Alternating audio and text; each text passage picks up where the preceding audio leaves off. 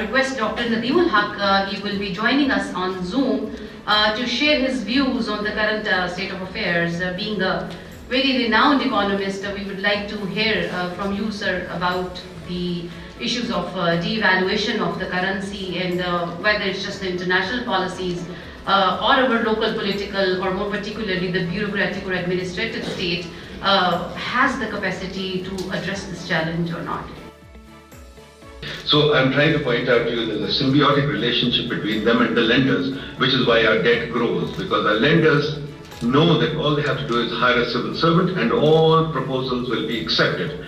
Now, in fact, our corporates also have learned that that if they want to get anything done, they should hire a retired civil servant. So if you look at the corporate structures, civil services on the boards, for example, Pakistan Tobacco, a very important company that has been around for years, civil servants are on the board continuously. Throughout our history, they've been on the board and they get great advantage in tobacco taxation. So this is a big issue. Now the final issue, the third issue that we have is specialization.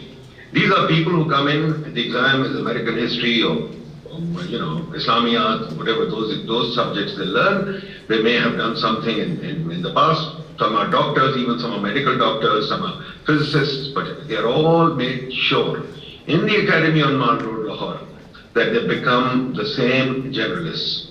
And after that, they receive the same training that was given in the 1950s. The training has hardly changed. They experienced the training once at a young age, then the middle of the career, then in the final stage of the career, they receive this training. It's more or less the same. I call this talk show training because they call 2 or 3 people to just give them talks like on TV, and that talk show training happens. So that's my short answer to you. Thank you.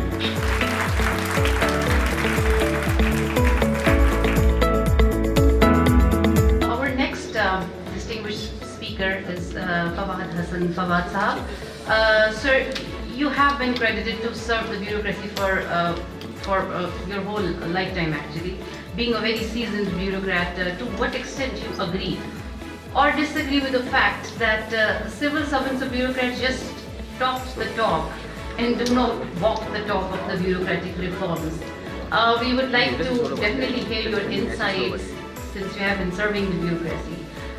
You really see now the glass half full or half empty as the country's current situation is concerned? Now, starting from this basic premises, let me try to come back to the topic today, which is restructuring the bureaucracy in Pakistan. Now, this too, let me apologize when I say this too is the overemphasis of the whole society and the whole narrative with bureaucracy, as if we are just able to restructure the bureaucracy, the problems will disappear. Pakistan will become a solvent state, Pakistan will become a well-governed state, Pakistan's fault lines between the federations and the federating units will disappear because the bureaucracy has been restructured. Our exports will grow, our imports will decrease, or we will have a fair current account surplus. Our fiscal deficits will disappear because we have restructured the bureaucracy. No, I'm sorry. This is not the reason, and this is not going to happen like this.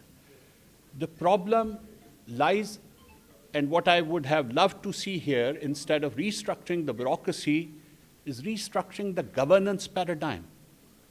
And that does not start with bureaucracy, that ends at bureaucracy. We move to our next distinguished guest.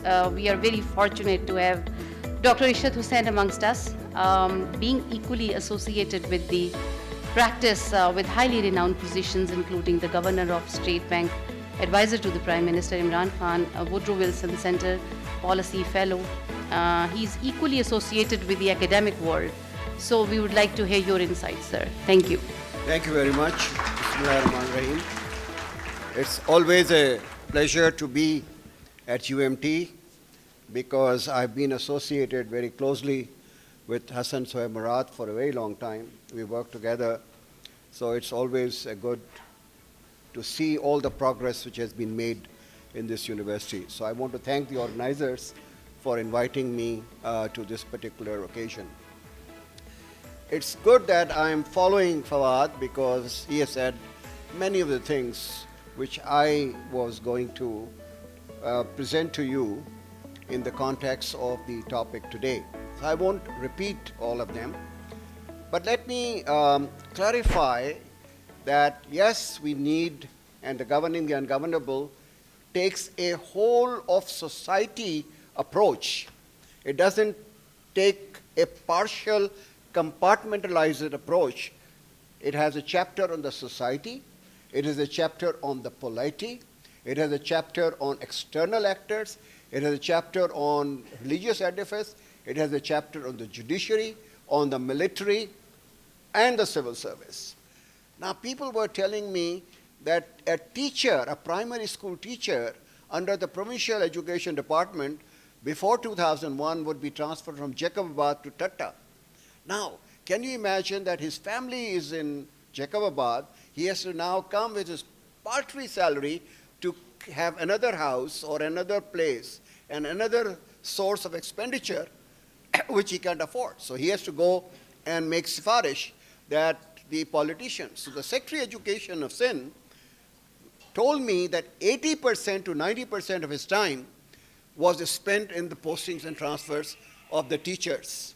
What Mr. Musharraf did at the behest of, I think, General Naqvi, was to abolish the positions of the deputy commissioners and the commissioners, because you need neutral, objective, depoliticized officers to take care of the entire revenue records and administration, and also the redressal of the grievance at one stop, which is the deputy commissioner.